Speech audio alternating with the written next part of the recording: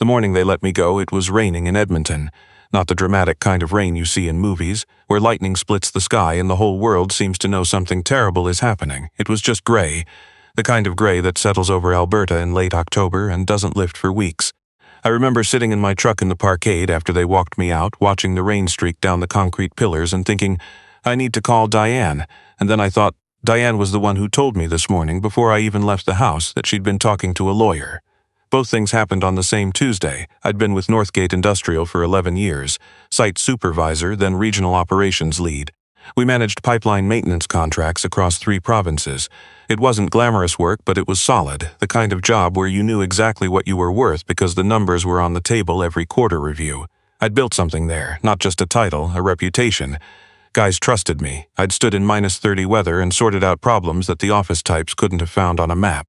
I thought that counted for something permanent. It didn't. The meeting lasted 9 minutes. I know because I looked at my watch when Rod, the regional director, closed the door behind us, and I looked at it again when I shook his hand on the way out. Restructuring, he said. Realignment of priorities. The Alberta division was being folded into the National Operations Hub in Calgary. My role, specifically my role, was being eliminated. There was a severance package. HR would be in touch. He looked at the wall behind my left ear the entire time he said it. I drove home on autopilot. I don't actually remember the drive.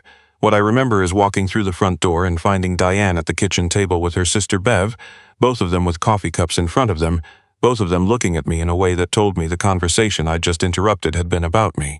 Diane stood up. She said she'd been waiting for the right moment for a long time, and she didn't think there was going to be a right moment, so she was just going to say it.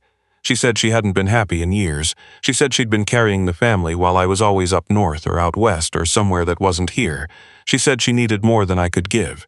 She said she'd already spoken to a family lawyer. She said she was going to take the kids, our son Theo, who was 13, and our daughter Maya, who was 9, to her mother's place in St. Albert until things were sorted. I sat down at the kitchen table. I don't remember deciding to sit. My legs just stopped holding me. Bev gathered her jacket and her purse and left without saying anything. I remember the sound of the front door pulling shut behind her. I remember the kitchen clock. I remember the way Diane was looking at me, not mean, not cruel, just finished. Like I was a box she'd already packed and labeled and was waiting for someone to carry out to the curb. I said, I lost my job today. She said, I know. She'd known before I got home. How? I don't know. Word travels. Maybe Rod had said something to someone. Maybe she'd already been tracking things closely enough that the severance call wasn't a surprise. I never found out. She said, this doesn't change what I've decided. And that was that. I didn't fight it. I didn't yell. I sat there while she told me her plans in the same careful voice you'd use to explain a lease agreement, and when she was done, I said okay. I said I understood. I said I'd need a few days to figure out where I was going. She moved out with the kids that same evening. I helped carry Maya's backpack to Diane's Subaru. Maya hugged me for a long time and didn't say anything. Theo looked out the window of the back seat on the way down the driveway. I stood on the front step in my work boots and watched the taillights until I couldn't see them anymore. Then I went inside to a house that had 4 bedrooms and a mortgage and approximately nothing left in it that felt like me. I lasted 3 days in that house before I couldn't be in it anymore. The silence was wrong, not peaceful, wrong. The kind of silence that has furniture in it and kids drawing still on the fridge and a coffee mug with a chip in the handle that I'd been meaning to throw out for 2 years and never did. I kept 5 things. A hockey shin pad behind the couch, one of Maya's library books on the stairs, a grocery list on the counter in Diane's handwriting, sour cream, Greek yogurt, the good bread. On the 4th morning, I put on my jacket and got in the truck and drove. I didn't have a destination. I ended up on White Avenue, which in hindsight makes sense because it's the part of Edmonton I'd known since I was 22 and new in the city, and it felt like the one neighborhood that might absorb a person without asking them anything. I parked crookedly. I walked. I ended up in a diner called Maggie's that I'd been to maybe twice in my life, the kind of place with a laminate counter and spinning stools, and the smell of coffee and bacon fat permanently settled into the walls. It was mid-morning, not busy, a few tables of retirees. A woman doing a crossword at the counter. I sat in a booth by the window and ordered black coffee and didn't drink it. I was sitting there looking at the condensation on the glass when an old man asked if the other side of my booth was taken. He was maybe 75, maybe older. Tall still, with the kind of build that told you he'd been larger once and hadn't entirely shrunk. White hair, close cut. He was wearing a canvas work jacket over a flannel shirt, the kind of jacket you buy at a farm supply store and then wear for 20 years. He had a newspaper folded under one arm. He looked at me the way experienced people sometimes do, directly and without apology, and when I said no, go ahead, he slid into the seat across from me and set his paper down and looked out the window for a moment before he looked back. He said, "You look the way my son looked when he was about your age." I didn't know what to say to that, so I didn't say anything. He said, I mean that as a kindness. His name was Harold Voss. He told me that without me asking, and he told me he'd been coming to Maggie's on Wednesday mornings for 12 years because his wife used to come with him until she passed, and then he kept coming because stopping would have made it mean something different than it did. He said that like it was something he'd thought about a great deal and arrived at carefully. He ordered tea and a piece of toast, and he didn't push me for anything, and I don't entirely know why I started talking. But I did. I told him about Northgate. I told him about Rod and the 9-minute meeting and the severance package. I told him about driving home and finding Diane at the kitchen table with her sister. I told him about Maya's backpack and Theo looking out the window and the grocery list still on the counter. I told him about sleeping in the house for 3 days by myself and then getting in the truck because I couldn't stand the sound of it. Harold listened. He didn't nod sympathetically in the fake way. He just listened, watching me, occasionally looking out the window at White Avenue like he was weighing what I was saying against something he knew. When I finished, he was quiet for a moment. Then he said, my son left when he was 19. Just left. No note, no call. He'd been having a hard time, the kind of hard time that's hard to explain to someone who hasn't watched it from the outside. One morning he was there and then he wasn't. That was 31 years ago. He said it the same way he'd told me about coming to Maggie's after his wife died. Matter of fact. Like a fact that had been so long in his body it didn't hurt the same way anymore, just occupied space. I said I was sorry. He said, his name was Joel. I've been looking for him since. Not constantly, not like a detective. But you don't stop. You look at faces, you follow threads when they appear. I have a picture of him in my wallet that's 31 years old and I know it doesn't look like him anymore, but I keep it. He pulled it out and set it on the table between us. A school photo, the kind with the blue gradient background. A teenager with dark hair and a serious expression and something around the eyes that resembled Harold, so closely I felt something move in my chest. I looked at Harold and I said, I don't know what you do with that.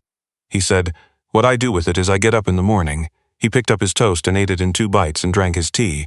Then he said, you said your wife told you that you were never really there. What do you think she meant by that? I sat with it. I thought about the trips up north. I thought about the weeks on the road. I thought about the way I'd been so focused on performance reviews and contract renewals that I'd built an entire vocabulary around the job and let the one at home go thin from disuse. I thought about Theo's hockey tournaments where I'd sat in the stands checking my phone, about Maya's school concert where I'd arrived late and stood at the back. I said, I think she meant that I was present and absent at the same time. I thought providing for them was the same as being there. Harold nodded. He said that's one of the oldest mistakes a man can make, and the correction is usually painful. He asked me what I'd actually been good at in my work, not the title, not the responsibilities, but the thing I'd actually done well. I thought about it and said, solving problems in the field, taking something that looked unsalvageable on paper and figuring out the thing that made it work, getting people to trust each other under pressure. He said, that's not something a company owns. We sat in that diner for 2 hours. The retirees came and went. The woman with the crossword finished it and ordered pie. Harold ordered more tea. I ordered a second coffee I also didn't drink. We talked about his son Joel and the years of looking, the calls that went nowhere, the social worker in Saskatoon who thought she'd had him on her caseload for 6 months in 2003 and then wasn't sure. The tip about someone in Fort McMurray in 2009 that turned out to be a coincidence of names. Harold had kept a file, not an obsessive wall of papers, but a careful, methodical file in a binder in his study, every lead, every date, every outcome. He'd done it the same way he'd kept site records when he was a construction foreman. Systematic. Like if he kept the record clean enough, eventually the answer would have to appear in it. I asked if he'd ever come close. He said twice I thought I had. Both times turned out to be wishful thinking on my part and bad luck on everyone else's. But I've also connected 4 other families in the last 8 years. People in similar situations who'd lost track of each other. I found I was good at it. He slid a business card across the table. Plain white, just his name and an email address and Vos Reconnect. Community search support. He said, I'm not a private investigator, and I know people. I turned the card over in my hands. He said, you solved problems that looked unsalvageable. You got people to trust each other under pressure. Sounds like you and I might have some skills in common. I didn't know what to say to that. He said, I'm not offering you a job. I'm not in a position to offer anyone a job. I'm just saying that sometimes when everything falls apart at once, the falling apart is clearing ground. He paid for his tea and toast before I could object, folded his newspaper under his arm, and stood up. He was taller standing than I'd expected. He held out his hand and I shook it. He said, look up what I do if you want, and if you don't, no harm. Then he put on his jacket and walked out, and I watched him through the window as he went up White Avenue until the gray swallowed him. I sat in that booth for another 20 minutes. I looked at the card. I looked at the coffee I hadn't drunk. I looked at the rain on the window. Then I took out my phone and searched Voss Reconnect. The website was plain but serious. Testimonials from families in Alberta, Saskatchewan, BC. A volunteer coordinator network, a description of the methodology, public records, social media patterns, community contacts, shelter registries. No fees. Non-profit. Harold had been running it out of his house in the Glenora neighborhood for 9 years. There was a section called Found, with short anonymized paragraphs. A brother found after 22 years. A daughter located in Vancouver lost contact following a mental health crisis. A veteran reconnected with his estranged son. Each one 2 or 3 sentences, nothing dramatic, just the plain fact of people being located and contact being reopened. Some of them had chosen not to respond. That was noted too, gently. I read the whole site sitting in that booth. Then I drove back to the empty house. Over the following weeks I did what you do. I filed the paperwork for the separation. I called a lawyer, my buddy Owen's recommendation, a guy named Pemberton who was patient and direct and didn't try to make it uglier than it had to be. Diane and I worked out an arrangement for the kids that meant I had them every other weekend and Wednesday evenings, which was more structured than anything we'd managed when we were together, in a way that hurt to notice. Theo started talking to me more, actually, once the daily pressure of the household was removed. He'd come over for Wednesday dinners and we'd cook something and watch hockey, and he'd tell me about school in a way he hadn't when home was still a place with tension in the walls. Maya sent me voice messages. Little narrations of her day that she'd record on Diane's phone and send. I kept everyone. I applied for work. Nothing came back the way I expected. The oil sector in Alberta was in a contracting phase. Recruiters were polite. Nothing landed.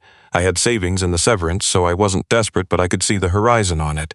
I emailed Harold 6 weeks after the diner. I told him I'd read about Voss Reconnect. I told him a bit more about my background, the operations work, the field problem solving, the team coordination. I said I didn't know what that was worth to him, but I'd be willing to find out. He replied within 2 hours. He said, "Come by Thursday at 10 if you're free. Bring your own coffee. I make terrible coffee." His house in Glenora was older, well-kept, full of books and maps, and a very calm gray cat that he introduced as Sergeant. He made tea and we sat in his study, which was the room I'd expected. Filing cabinets, a large desk, printed satellite maps on one wall. The binder was there. He showed me the case he was currently working on. A woman named Sandra Holt looking for her brother, who'd left their family home in Red Deer in 1997 when he was 23, 30 years. 2 previous investigators had taken her money and produced nothing. Harold had been working it for 8 months. He walked me through the methodology, the records, the cross-references, the network. He had a contact at a shelter network in Vancouver who'd flag names. A retired RCMP officer in medicine hat who helped read between the lines of old incident reports. A researcher in Winnipeg who knew how to trace changes in social assistance registrations across provincial databases. He said, "What I need is someone who can drive, someone who can go and sit across from a person and figure out if they're telling the truth or working from hope. Someone who's been in enough difficult rooms to know the difference between a lead and a dead end." I said I could do that. He said, "I know you can. I could tell in the diner." We worked on Sandra's case together for 4 months. I drove to Red Deer twice. I drove to Calgary 3 times. I made calls. I sat in a Tim Hortons outside Leduc with a man who'd worked with Sandra's brother in the mid-90s and hadn't thought about him in 20 years, but it turned out remembered one thing that unlocked another thing that unlocked another thing. Sandra's brother Philip had changed his name. Not legally at first, then legally. He'd been living in Kelowna since 2004 under a different name, working in landscaping. He'd built a life. He was alive. Harold made the initial contact through a mutual connection, carefully, with Philip's possible consent as the first priority. It took 3 more weeks and 2 phone calls before Philip agreed to speak with Sandra. Harold facilitated. I sat in Harold's study and listened to Harold's side of a phone call and watched his face change when Philip said yes. Then Harold hung up and sat quietly for a moment and then looked at me and said, "That's what it feels like." I've been volunteering with Voss Reconnect for 14 months now. I took a part-time contract with a project management consultancy in Edmonton to keep the finances manageable. Turns out a decade of field operations work translates reasonably well, and the rest of my time goes to this. We've had 6 successful reconnections since Philip. 2 families declined to proceed after initial contact was made, and we respected that, and that's part of it too. Harold says the work isn't about outcomes you control, it's about opening doors and then standing back. He found a lead on Joel last spring. A man in Thunder Bay who'd registered at a drop-in center under a name that was close but not identical, who matched the approximate age and a physical description that was 30 years removed from the school photo. Harold went himself. I offered to drive. He said he needed to do this one alone. He came back without a confirmation. The man in Thunder Bay wasn't Joel. Harold told me about it on the phone, calm and matter-of-fact as always, and then there was a pause and he said, "But he was someone's Joel." So we helped where we could. There's still a file in the binder. Theo is 15 now. He came with me to one of our community events last fall. an information evening Harold puts on twice a year, where families with missing persons can come and talk to us and find out if there's anything we can do. Theo sat at the table and helped people fill out the intake forms. Afterwards, in the truck on the way home, he said, "Dad, what you guys do is actually really important." I said, "I'm starting to understand that." He looked out the window for a moment, then he said, "I'm glad you figured out what you were actually good at." I didn't say anything, I just drove. Diane remarried in the summer. I found out through Theo in the unceremonious way you find things out through teenagers. I sat with it for a few days. I won't pretend it didn't land, but I can say honestly that I don't carry it the way I expected to. What I carry instead is the weight of the Wednesday dinners, the voice messages, the Tuesday morning drives with Maya to school when it's my week. The things I showed up for because I chose to, not because they were in the job description. Harold and I have coffee most Thursdays. He still comes to Maggie's, I meet him there now, and we sit in that same booth by the window, and sometimes we work through a case and sometimes we just talk. He told me once that the thing about losing people is that it reorganizes you, whether you want it to or not. He said the question isn't whether you get reorganized. The question is what kind of person you are by the end of it. Last Thursday, he said something that I've been sitting with since. He said, "You know what my son would be now? 51. He'd probably have kids. He might have a completely unremarkable life and be perfectly happy. I hope for that. I hope he's somewhere ordinary and fine and that he doesn't think about the hard years anymore. I hope he's had a chance to build something that's his." He picked up his tea. He said, "That's the thing I think people get wrong about forgiveness. They think it means letting go of the person. But sometimes it means letting go of the version of the story where they come back." I looked out at White Avenue. It was gray again, the way it always seems to be in Edmonton from October to April, the same rain on the same glass. I thought about Diane's grocery list on the counter, the good bread, sour cream, Greek yogurt. I thought about Theo's face at the intake table, serious and careful, writing someone's mother's name in the box on the form. I thought about Maya's voice messages, a 3-minute narration about a field trip, a complaint about a math test, a long digression about a YouTube video she'd watched. Ordinary and fine, something that was hers. I put my coffee down and looked at Harold and I said, "You're the wisest person I've ever met in a diner."